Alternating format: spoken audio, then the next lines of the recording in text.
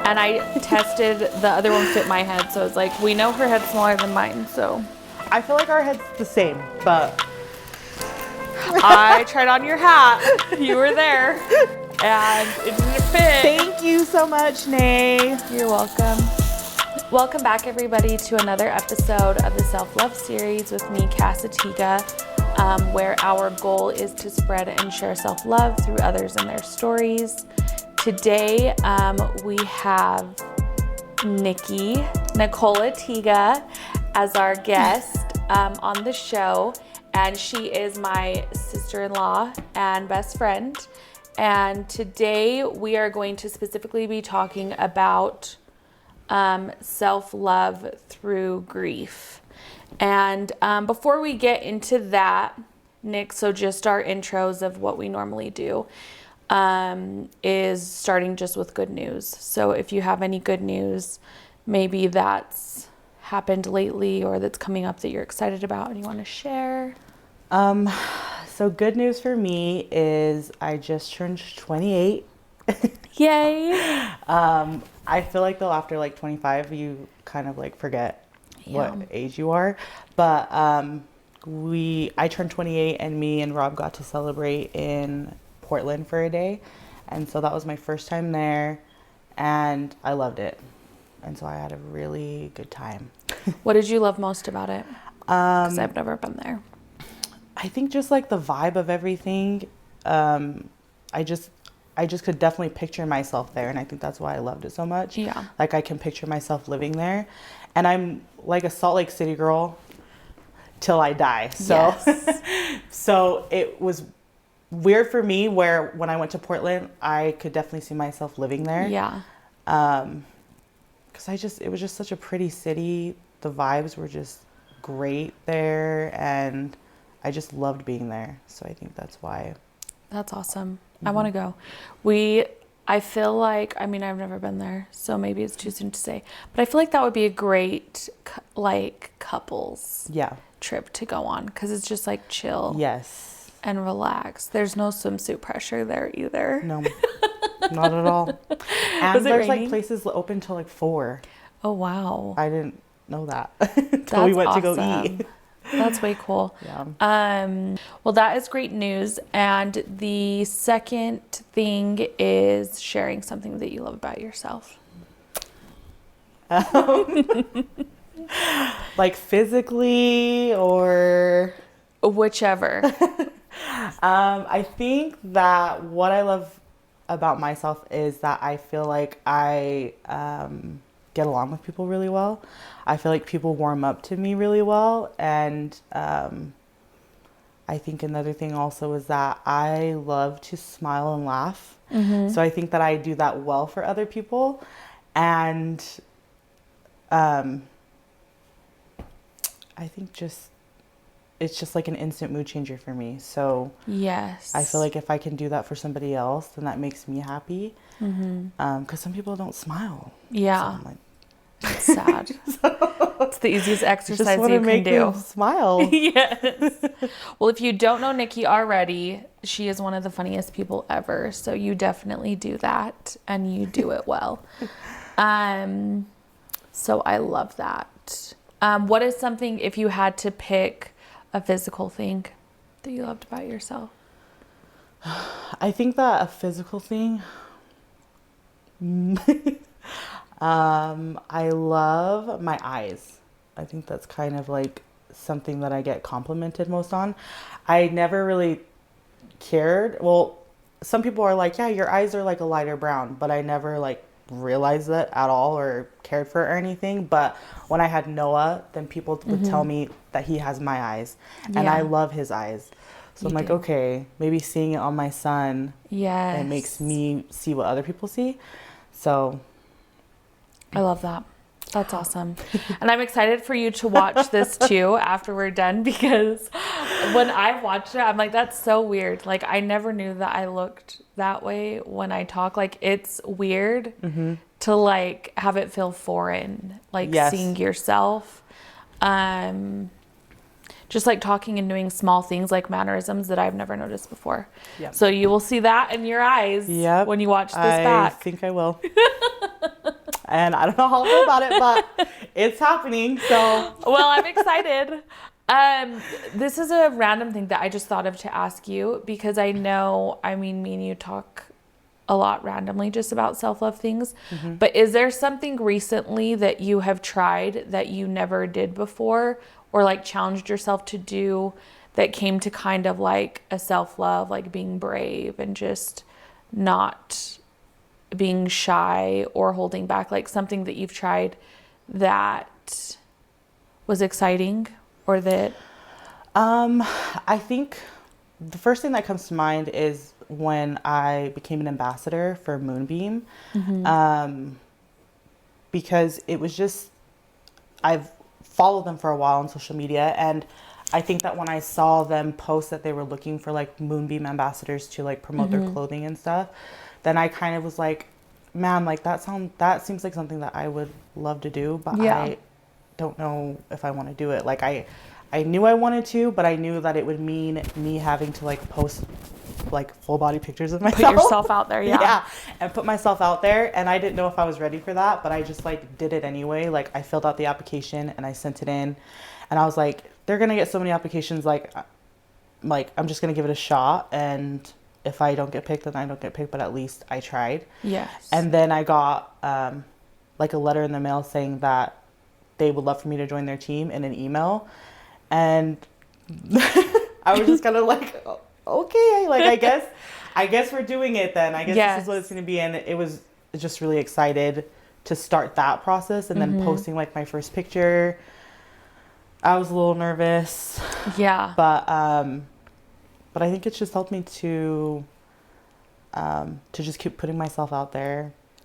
Yeah. And don't you feel like you've gotten positive feedback also in return when like doing that? Yes. Yeah, definitely. I feel like a lot of women also sometimes kind of are scared, like I was too, where they don't want to put themselves out there, or that they're too scared that if they do, that people might feel some type of way, or and that's kind of how I felt too. Like I didn't know if people were going to think that I'm posting for attention, or like, I don't know, just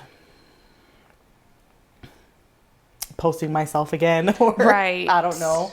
So like being annoying. Yeah, or that, and my post being annoying and stuff. So I think that it was just doing it. Yeah. I think that's kind of what it is you just got to do it. Yeah. And not care what people think.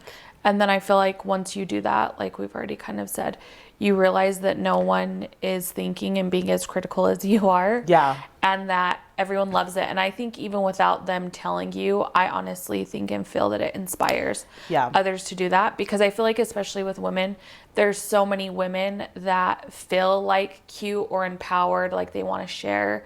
But then right before they do that, like if they're typing up their caption or looking through the pictures, even if they really love it, they just don't do it because they get so caught up on what others might think or say or how they might feel about it. And it sucks that it's that way. I'm that same way, like all the time. When I'm going to post something, that always crosses my mind. But I definitely feel like it's such a great feeling when you just shut those out and do it and get all the love from people. So I love that. And we will link that later in the video of the Moonbeam website, as well as it's like a discount code. Yes. Nikki's discount code that you can use to get money off of anything from the Moonbeam website. They have super cute clothes and accessories. And plus size. Yes. Which is plus what size, I which am. is a must. So thankfully more places are coming out with plus size clothes. Yes. But we'll definitely mention that later on. Okay, Nick. So now we're going to get into it. Okay. So next question is, what is self-love to you? And what has your journey through it been like? Self-love to me, I think is, I think it's just like knowing who you are and knowing what you deserve and not settling for less than that. I think it's a lot of like self compassion. And like as far as my journey with self-love, I had to like really think about this one because I think that growing up, I never like really like in high school and stuff, I didn't like struggle that much with self-love. Right. I feel like I've always been like confident in who I am as a person. And so I had to like think about when it might have started. But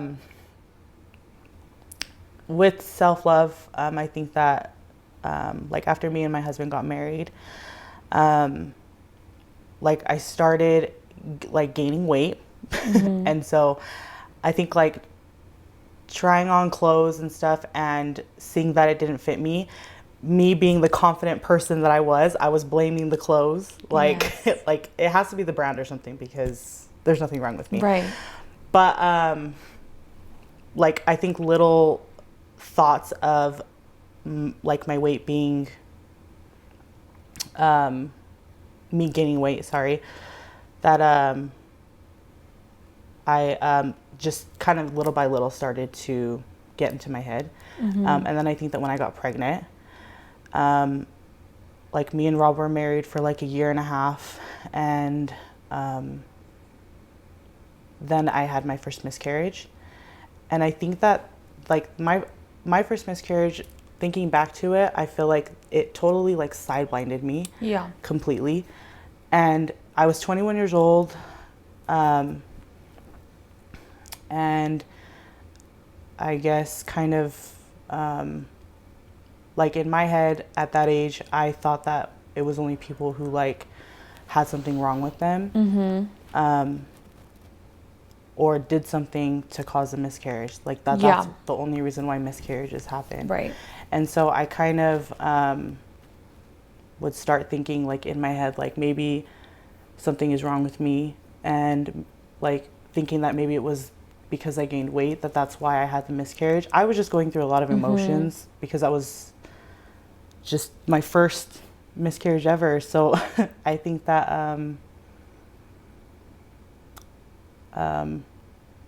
I think it was just a lot of like questioning my body and questioning obviously Heavenly Father's plan for me, because I just wasn't sure at that point. Yeah.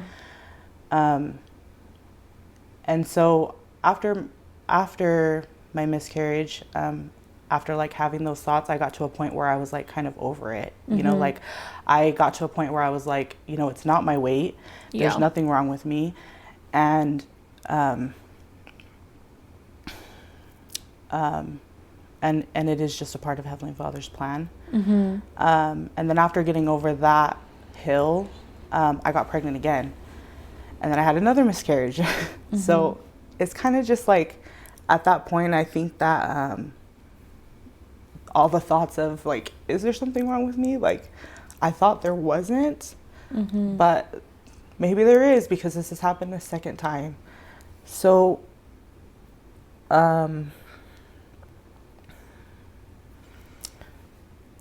after my second miscarriage, it was just those thoughts coming back to me again of like, okay, there has to be something wrong with me then, because why would Heavenly Father, why would this happen to me a second time?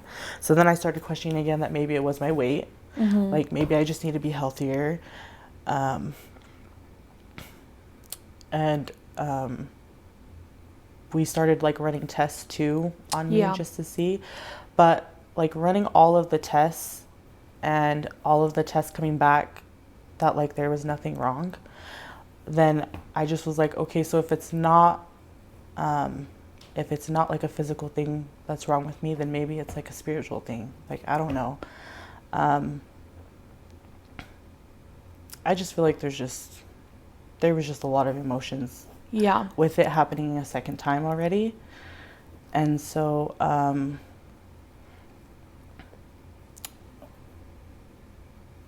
after that miscarriage, it was just again working my way to get over those thoughts that I was feeling, blaming myself for it happening.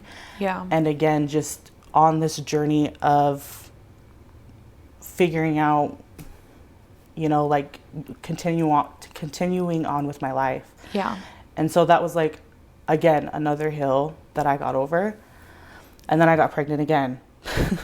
And so how much time was between like the first and the second, and now this second miscarriage and then getting pregnant a third time? So the first time that I got pregnant and then having the miscarriage, I got pregnant the year after that. Okay. And then after that miscarriage, it was like, I think a year and a half after. Okay. It almost felt like I was pregnant every year. Yeah. So a year and a half passes after your second miscarriage, and then you find out you're pregnant. So then I find out I'm pregnant again, and this time was different because I carried pretty far. So I got to 31 weeks, and then I went into my doctor's appointment for them to tell me that there was no heartbeat. So I think that was kind of like, that was my stillborn. Sorry, I'm kind of everywhere. You're fine. No, you're doing good. But I even I think at that point, I even remember like being in the hospital and you and Muka coming to visit me. And I think I remember telling you that like at that point, I just felt numb, like I think that, I think after going through the first miscarriage with that totally like sideblining me, and then the second miscarriage where I was just like, I don't even know what the frick's wrong with me. Like, I think that by the time I had my stillborn, I was just like emotionally exhausted, Yeah. Like I remember telling you that that I felt numb. Like I really didn't even know what to feel. I wasn't sad. I wasn't happy. Like I just was like, yeah, here we go again kind of type thing. I even like remember like the process of it all, like them having to have to forcefully dilate me so that I can be able to have the baby. And I just remember thinking about how much pain I was going through. I had an epidural, but I was feeling a lot of discomfort. Yeah. And I was kind of just feeling sorry for myself because I was like, I'm going through all of this discomfort and all of this pain for a baby that I don't even get to take home. So, so just that whole process was just kind of it just was kind of I'm just done with crying. Yeah. But I think that when I was able to finally have him and then hold him in my arms after and just look at him, I it was almost like I didn't even feel sorry for myself anymore. I just felt immediate love, even though the circumstances were really bad. I now know what people mean by when they have their babies and then feel it's love at first sight. That's exactly how I felt. Yeah. And I think at that moment too, I thought about how much pain I would go through over and over again if I could just have him again. But I also kind of had a realization of just being grateful and realizing how much my body has went through. Yeah. And me not giving my body enough credit too. And I think that that's when I realized that was in the room. And so I think it was just me realizing how much my body has went through and me it humbling me enough to know that I need to be more appreciative. Here I was blaming my body for everything that it had gone through in the past. But it was, my body has been my ride or die, through everything. And so I think that's just kind of at that point when I realized that. Yeah. I think I just it was kind of a new, I gained a whole new newfound respect for not only like what my body has been through, but just everything about me, like what I've gone through emotionally and how I've come out of it. And also, I think just with, you know, after having my stillborn and realizing that whole thing, and then just like after saying goodbye to my baby, then just sort of like changing my whole like perspective on things, like being more appreciative of what my body has been through, and being more grateful, because I feel like I was just kind of always giving myself like feeling sorry for myself and having a self-pity party all the time, that I wasn't seeing like the bigger picture of it all. And then I got pregnant with Noah. And I think that that was like, you know, that he was my miracle. And so I carried out my pregnancy with him was really healthy though, which was weird because of my like history and everything. And I don't know how, but anyways, my pregnancy with Noah was like completely healthy. And then when I had Noah, like it was kind of like I was on like a high, because like I had just gone through so much of what I've been through, and then I finally get pregnant and I have Noah as a baby, and everything just like kind of seems like it's going right, you know, at that time. And then my dad passed away. So it's kind of like I feel like this is just my whole journey with self-love altogether. It's like it's just been so up and down. You know, like I feel like I get over a hill and then I'm back at a low.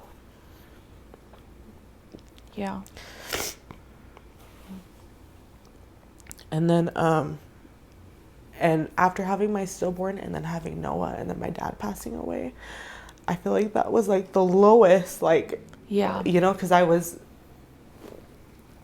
at like a super high point, and then like all of a sudden I'm just like back down to being super low. And I feel like when my dad passed away, then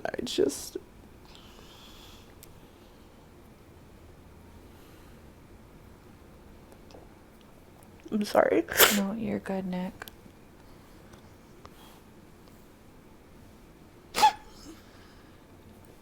You're good.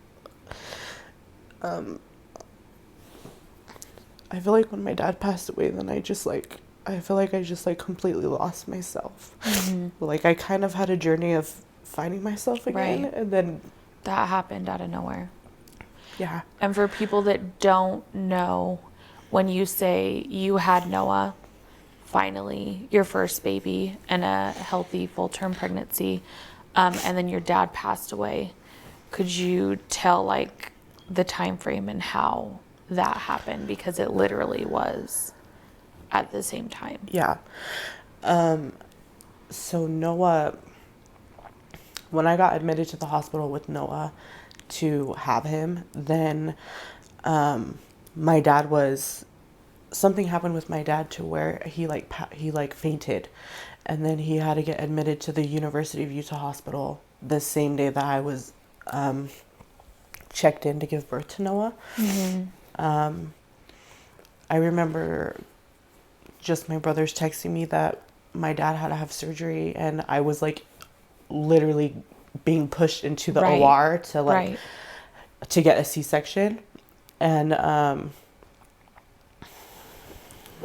just remember my brothers texting me, and then after I had Noah, my mom came and visited me, and she was telling me that she was like, your dad's in the hospital, and I was just like, okay, but in my head I was like, oh, like, okay, he's okay though, like he's in the hospital, but he'll just be out, and then he can come and see Noah and it'll be fine. Like my dad's always been like a super healthy person, and he's never this just would have never Never crossed anyone's mind. No, like him getting admitted to the hospital, it's like, okay, it's just going to be one of those things where they're going to check him, they're going to see that he's healthy, and then they're just going to like let him go. Or if they have to run tests, then it'll be like a day and then they'll let him go in and he'll be back home. Like that's Right. just what I kept thinking in my head.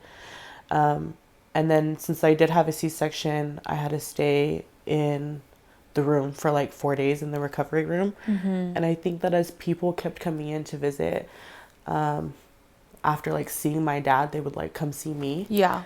And they were just kind of telling me like, you know, they would just randomly be like, your dad's gonna pull through. And in my head, I'm like, pull through from what? Like, Right, like he's fine. he's okay, you know?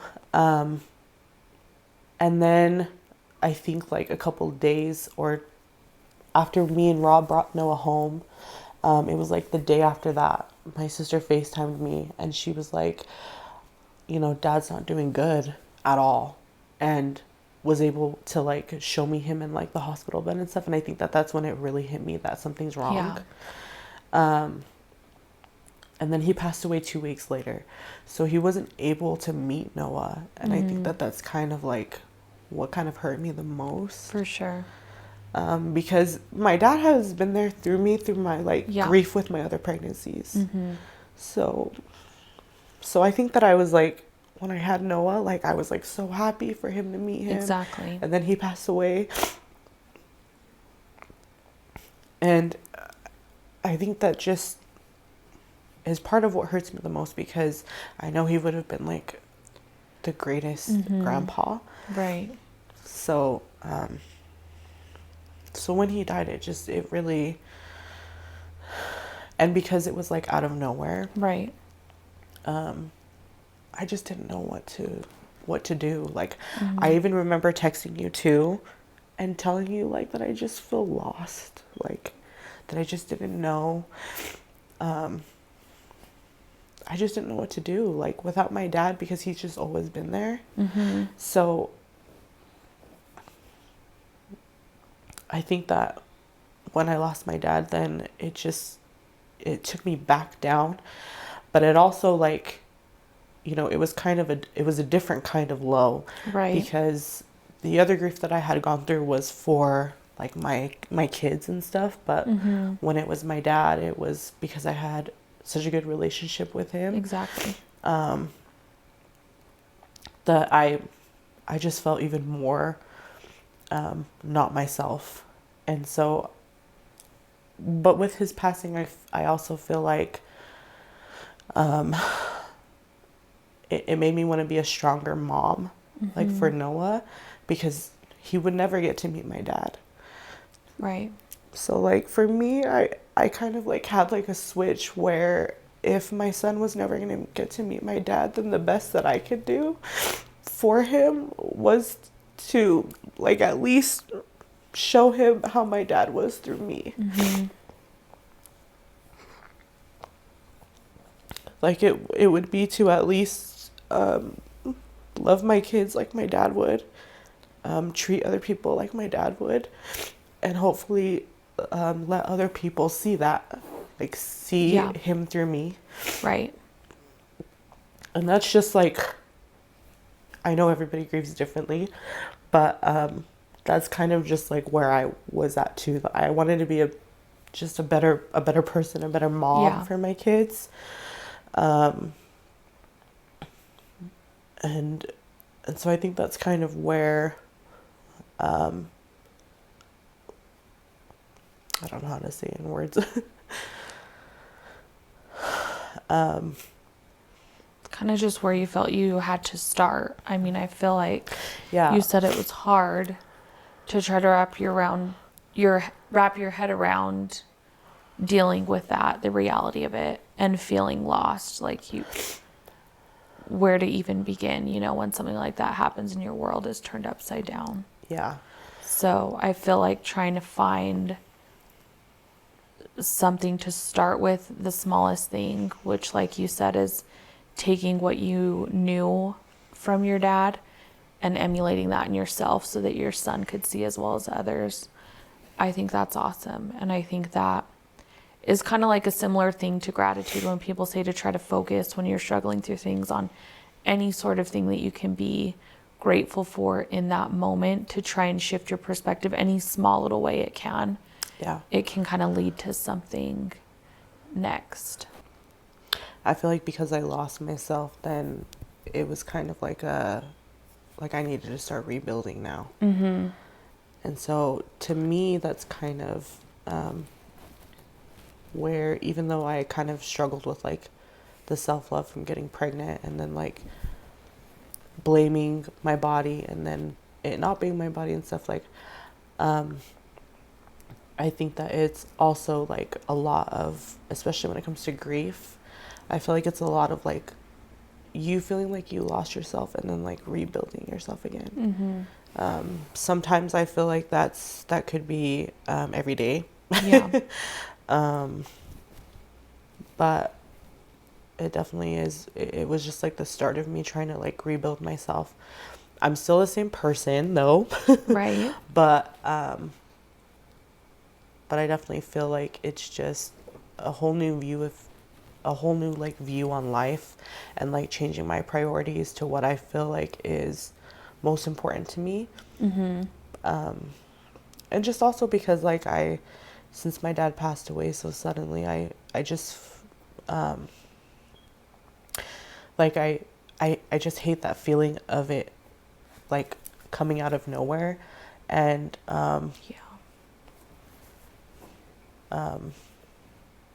and I just think about like if that were to happen with anybody else, you know, like I want to be able to just live the best that I can, and I guess just like focus on being a better person for me and for my dad and for my kids and for my husband, and being the best I can be spiritually as well. Mm-hmm. And so I think that's just kind of like where my self journey is, Right. or has been, and is still going. Yeah. Through grieving. Yeah. I love that. And thanks for sharing that, Nick. I know that's super emotional. And something I love that you've shared for people that already follow you. And I think it's helpful too for people that maybe haven't grieved to that extent yet, or maybe they're going through it. And you shared that grief comes in waves, to where it's something that you're missing of that person. It never really goes away. It's just as time passes that you learn how to live with their absence. And you just learn how to keep carrying on without them. But that sadness of them being gone doesn't go away, right? No, it doesn't. Yeah. I feel like when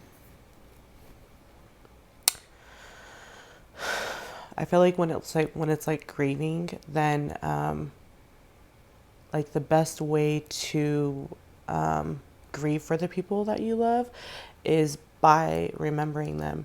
And I feel like remembering them while grieving is just like goes hand in hand. Like there's no way you can remember them without grieving for them. And it's kind of, it really is like Coco, you know? Yeah. Like where the people on earth have to remember them so they don't like fade away in the afterlife.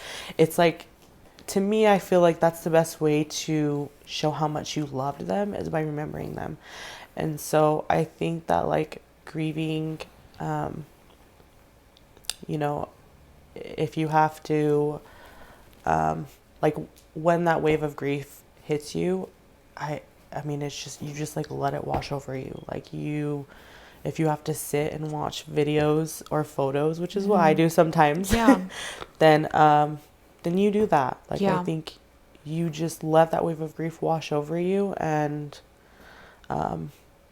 remember them, and remember the memories and stuff. I think that's like just the most important thing. Yeah.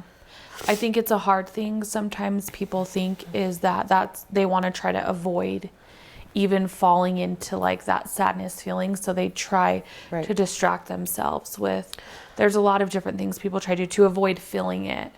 But I think that's like so big and important to remember, and that it's healthy.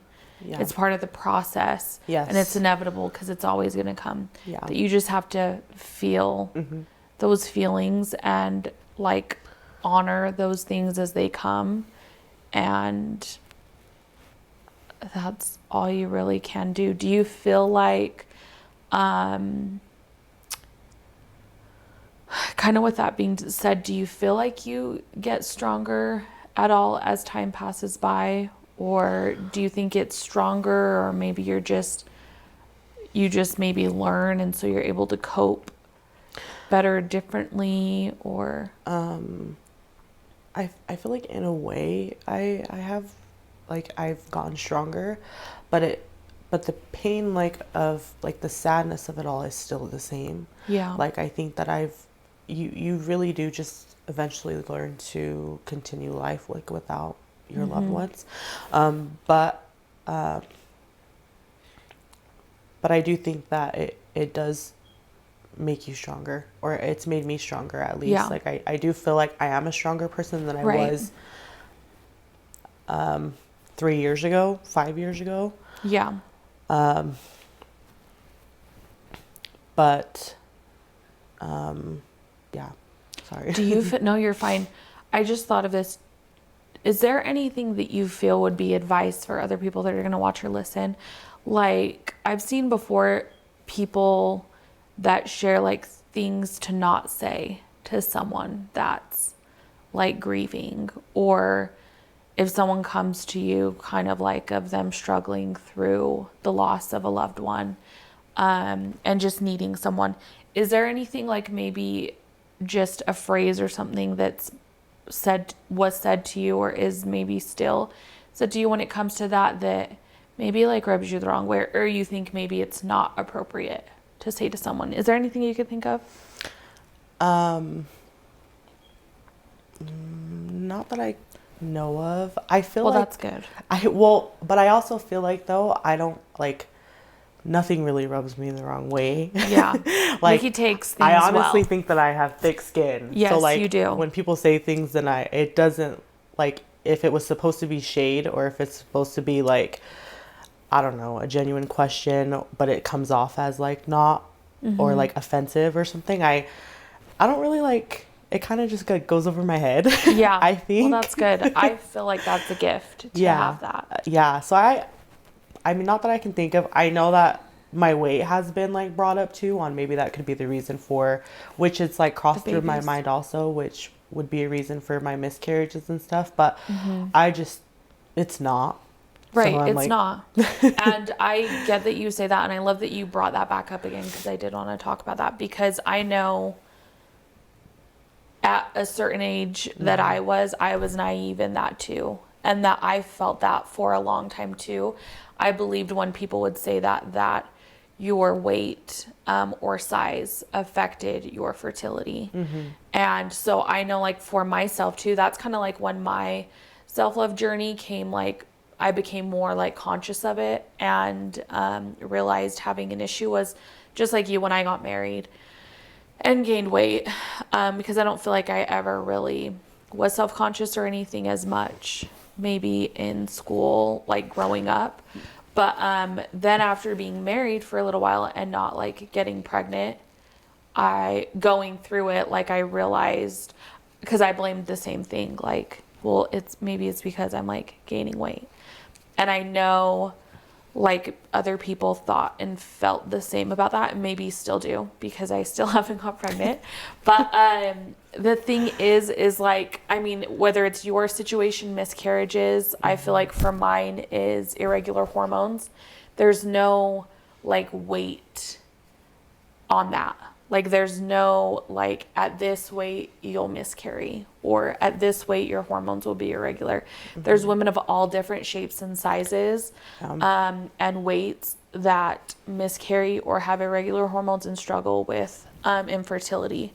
So I love that you brought that up, because I feel like a lot of people place like guidelines or expectations on those things, and it's not true. And I think that's good for girls to know and teenagers to know, like as they get older, to have that thought in their mind that first, like your worth isn't based on your fertility or you not being able to have a full-term healthy child, you know, like to be able to carry them and bring them into this world how you would always hope. Your worth doesn't depend on that. And also, if you struggle with those things, that it's not like your body's fault. There's nothing wrong with you. No. It's not your size or your weight. So I love that you brought that up, because I feel like there's a lot of women that struggle with that now that need to hear that. And there will be other people that watch this or listen that haven't gone through it yet but will. And I hope that like this comes into their mind when they are faced with that, because I feel like it will save them from like those damaging feelings and thoughts that aren't true. Yeah. And I know that, like, I think that, like from somebody else looking at me, they would probably look at me and think that I could definitely go to the gym. Right. But like, even with them, or even with the outside looking in, and, people maybe thinking that, which I don't care. But, I think that them, like, you know, when I think about my body, I, you know, after kind of having that realization again, after I had my stillborn, it just, you know, to me, I look at my body and I think about, again, how much it's been through. And I'm just like, you know, even though my body might not look like it, it's overcame mountains. So Literally. I'm okay with it. Right. Like, I'm okay with that. I think, it's, you know, the same as like not,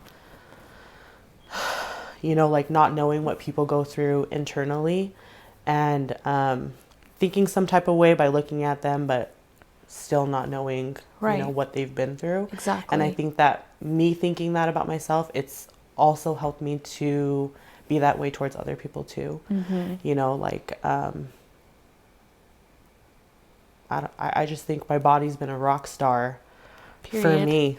Yeah. Period. Yes. So, so I look at my body and I love it because of how much it's been through, because of what it's carried. That's and amazing. Although it might not have, you know, although a lot of my pregnancies haven't ended in the way that I wanted it to, I feel like just appreciating it for how much it has gone through, like looking at it in a whole different way. Yeah. I mean, my body's been my ride or die. Right. Literally. And sometimes it's like that too, where, it was in that podcast that I think that I was listening to, and it was like, you know, you can't be a ride or die for everybody else and not be a ride or die for yourself. And so I just realized how much of a ride or die my body has been for me. Right. And I love it, regardless of it slapping me in the face every time I jump.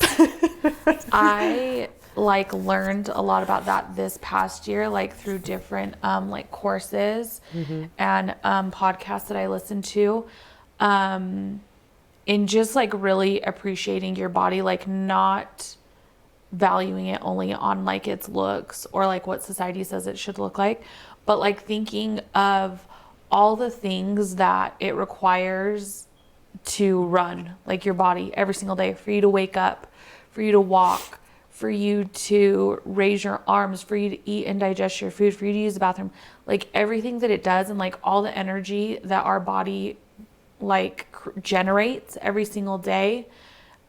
Like how powerful, I forgot the comparison, I wish I remembered, like the equivalent of how much power our body generates in one day, like equal to like a science version.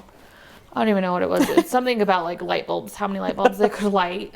But I'm just like, it just basically like showed a visual of like how much your body does on a day-to-day basis. But instead of realizing that, we like hate it and pull it apart for all the things that we feel it's not, when it's like none of that even matters. Like it works, whether you feel like it works as much as somebody else's does. It's still pushing to keep you alive every single day. Like it fights for you every single day. and how are you talking to it? How are you treating it? So I love that you brought that up, because everybody's body, yeah, like you just said, it is literally your ride or die from day one. Yeah. There's no day one other than yourself and your body that's been there more than anyone. Yeah. And especially what you've gone through. I mean, what your body's done through, like what you said with your miscarriages and all of your pregnancy journeys, through to even housing and holding all that grief that you felt through losing one of the most important people to you, your dad, and getting you through that. Like, it's insane. And I hope that people are able to like sit and think about that through listening to this, and just giving themselves and their bodies like more grace and gratitude for being what it is exactly as it is right now. So I love that you brought that up. So true. Yes. What is something, or maybe what does self-care through grieving look like to you? What would you say? Self-care through grieving, to me, is just, just like I said before, self-compassion. I think that's like the biggest thing, was just like forgiving yourself of things and giving yourself grace is like the most important thing that you can do. I definitely think that like when someone you love passes away, then a lot of like the what ifs kind of go through your head of what you like should have done, like I should have done this. Exactly. And I think that like forgiving yourself of those things is like really important.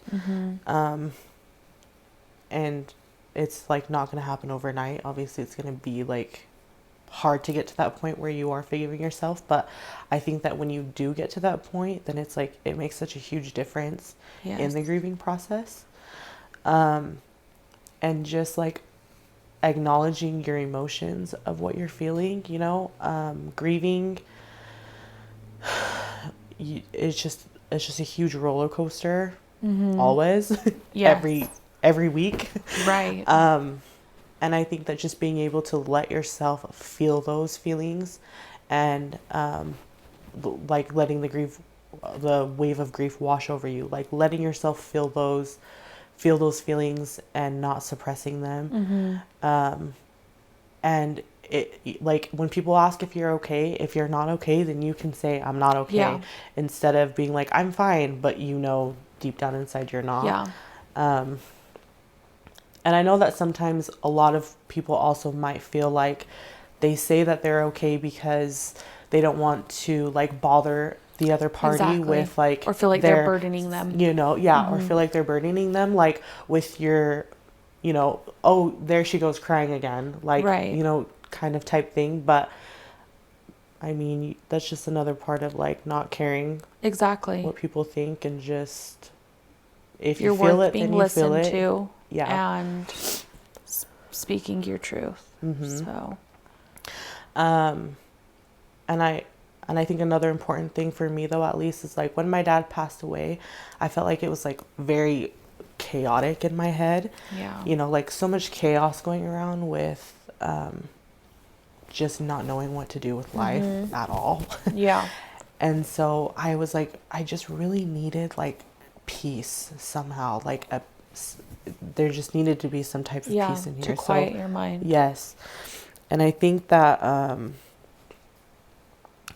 like just kind of creating that space of peace in your heart and in your head, I think it looks different on everybody, but creating that space of peace and just like protecting it, nurturing it, and being strict with not letting people or things disrupt it. Like I think that's a major thing too. And creating that peace can be, I mean, kind of, it's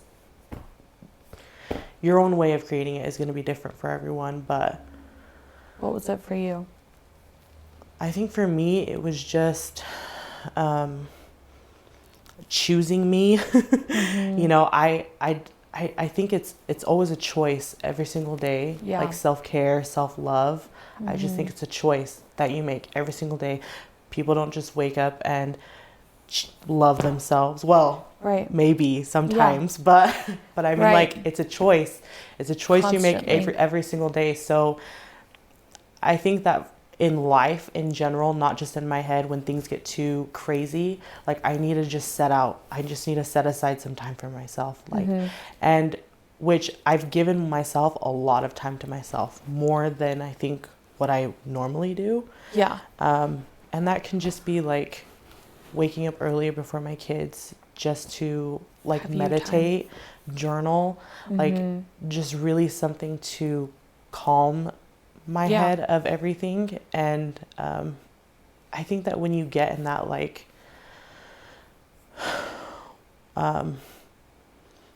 routine of just choosing you and doing something for you every single day, even if it's like 10 minutes of just sitting in silence somewhere or something, then you start to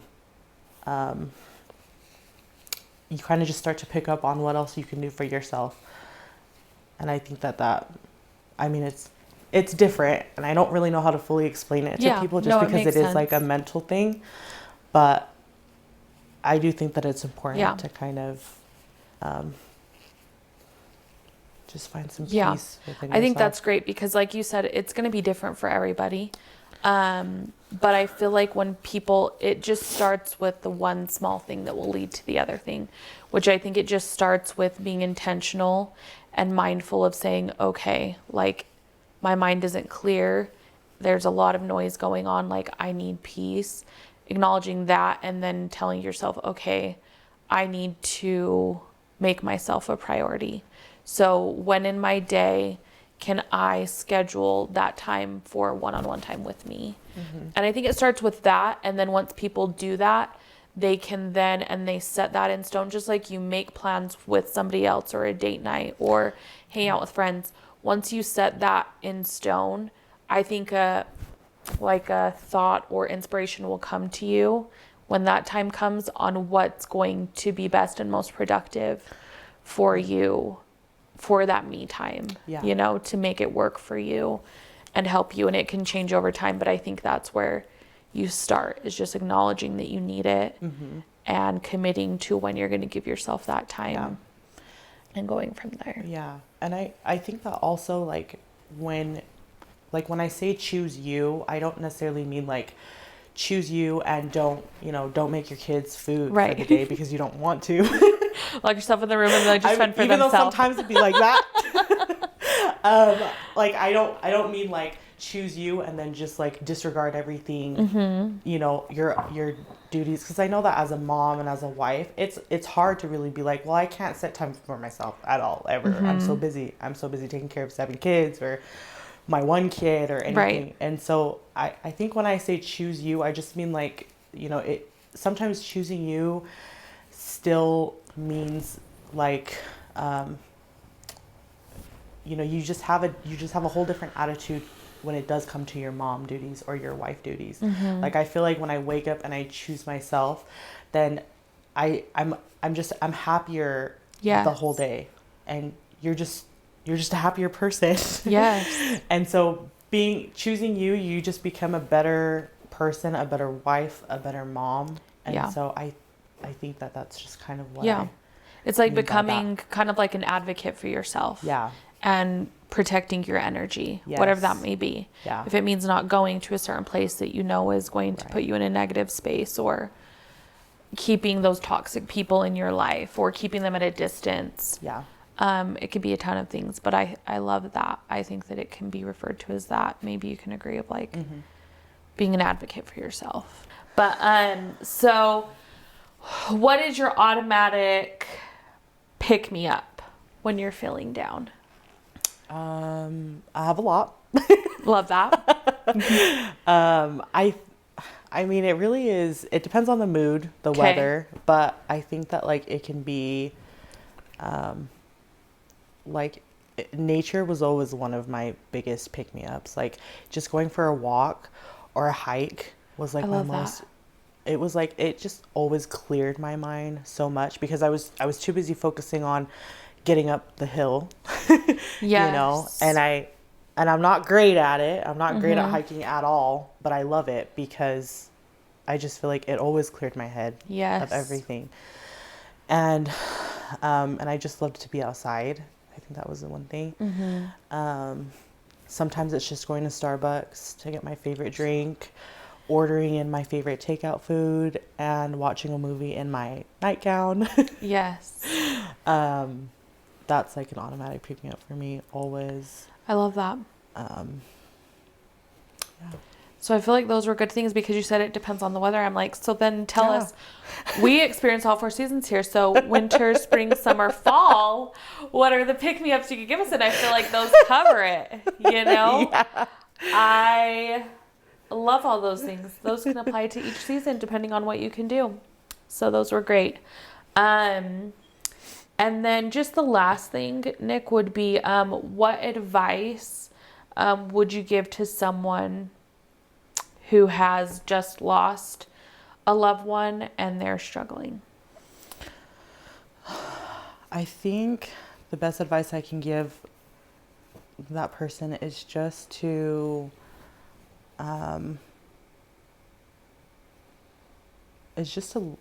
let yourself feel all the emotions that you did. I feel like how you said avoiding it.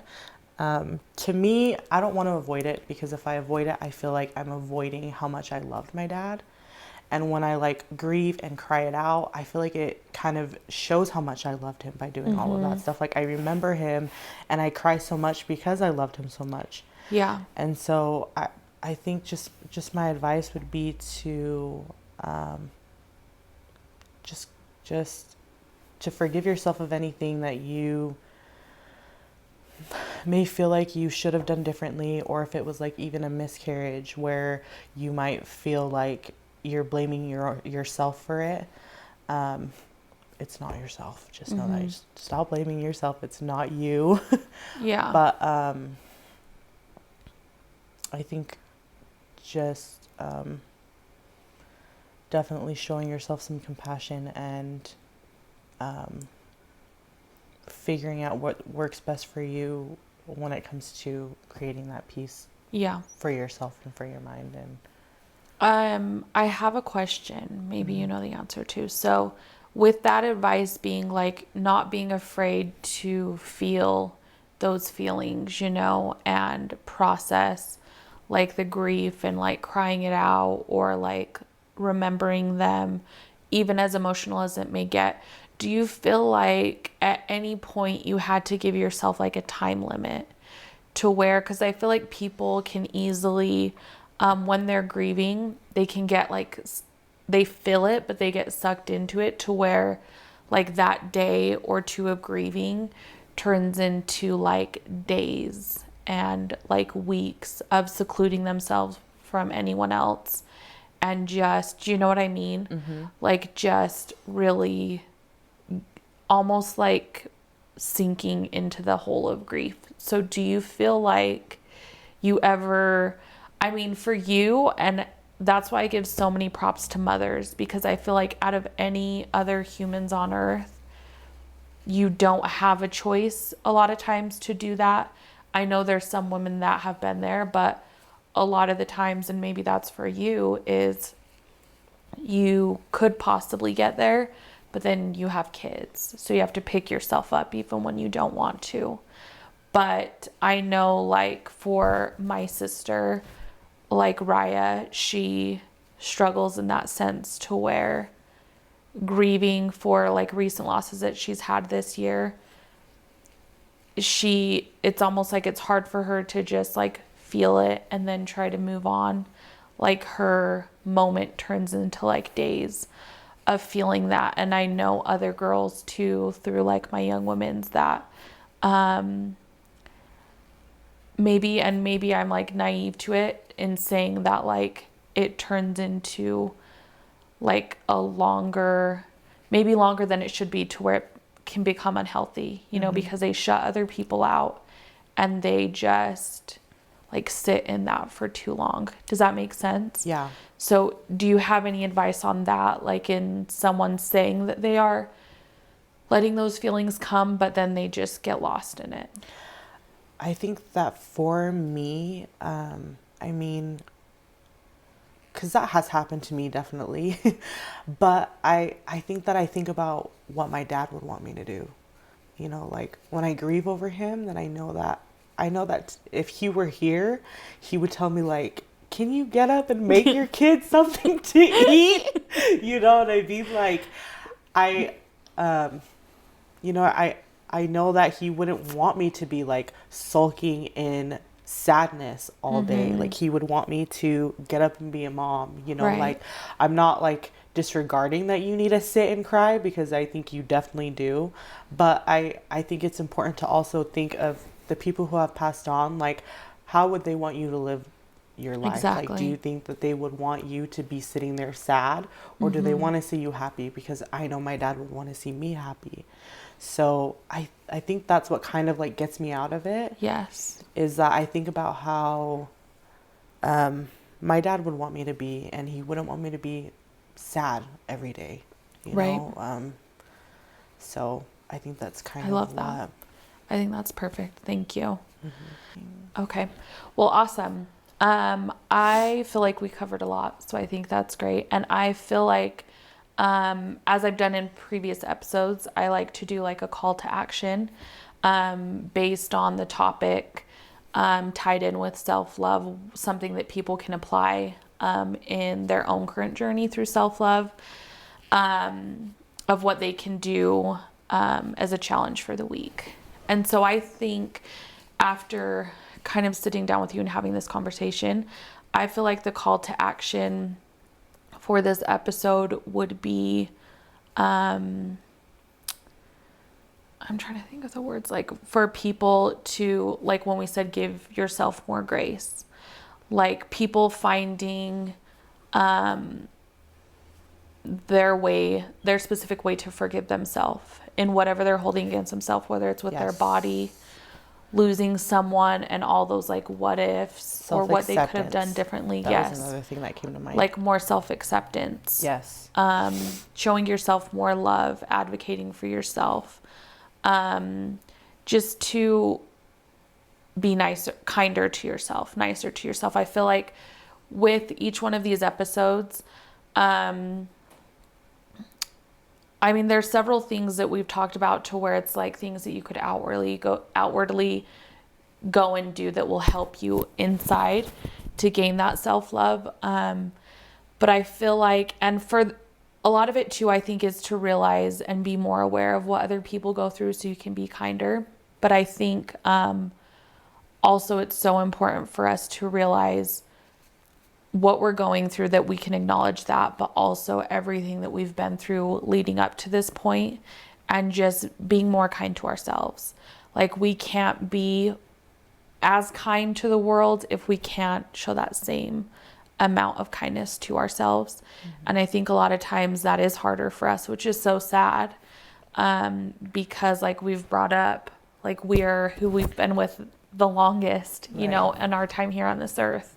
So we deserve that kindness that we so freely give to other people. Yes. So maybe if you would agree on that, of that being like the call to action for this week, is self-acceptance, self-forgiveness, just giving yourself a break. And maybe I feel like it's even better when you can take those things and write it down. Think of all the things that your body does for you each day, all the things that you've overcome, and look at that whole list. Like, I know everybody, regardless of what you've been through, there's so many things that you can read off that you've accomplished yourself. Yeah. And I also think that, like, you know, when I'm not disrespecting anybody that goes to like work out, because I know that some like creating a peace in your mind for other people is like working out and stuff. Yeah. Me personally, I just kind of found other outlets for me, but it's different for everybody. And so if your outlet to creating your peace in your mind is working out, that's awesome. For sure. That's perfect for you. Yeah, no, for sure. So yeah, that would be Nikki and I's call to action for all of you who listen or watch this episode, is to find those different ways to forgive yourself of any pent up like anger or things that you've been holding against yourself. And I just hope that through this episode, I've just felt like so strongly in my soul that so many people needed to hear this specific message of finding self-love through grief, especially this time in the holidays. I know how hard it could be for some people when this time is supposed to be the happiest time of the year, but going through it without some of the people you love the most. And so just be mindful of yourself and tell yourself you're doing a good job. You've done a good job. You deserve to be happy. You deserve to be loved, and you're good enough exactly as you are now. And I hope that we can all find that, and through this episode we can all feel seen and heard and kind of get the tools that we need to move on and to be happier.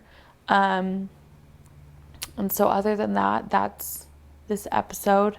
Thanks, Nick, for being here and being so open and vulnerable. I know it's uncomfortable. Thanks for letting me cry ugly. But I know your camera. Cry beautiful. I know it's needed for other people, and I know it will help. So, Nick, for those that don't follow you, do you want to share how people could follow you and keep up with you, and then also your Moonbeam info? Yes. You can follow me on Instagram. That's where I mostly am active, which my handle is _Atigas, ATIGAS 801. It says it's Rob and Nikki, but it's mostly just me. It's Rob to be nice he just and nosy. Checks, but it's mostly me. And then I am also an ambassador for Moonbeam Apparel, which is an awesome boutique. And their handles at Moonbeam, MOONBEAM _apparel. So, and what's your code? Oh, and my code is Nikki20 for some money off. Yes. So, which we can all use, especially it's the holidays, you know. So get a gift for yourself or for somebody else. Yes. Love that. Awesome. So thank you again for joining us. Like and subscribe. Turn on your bell notifications to get notified of upcoming episodes. And also comment below and share with us some things that have helped you through going through grief. What your self-care through grief looks like. Anything like that has to do with this topic and that you thought of maybe while watching. Other than that, that's it. Thanks so much. Thank you. Yay. Okay.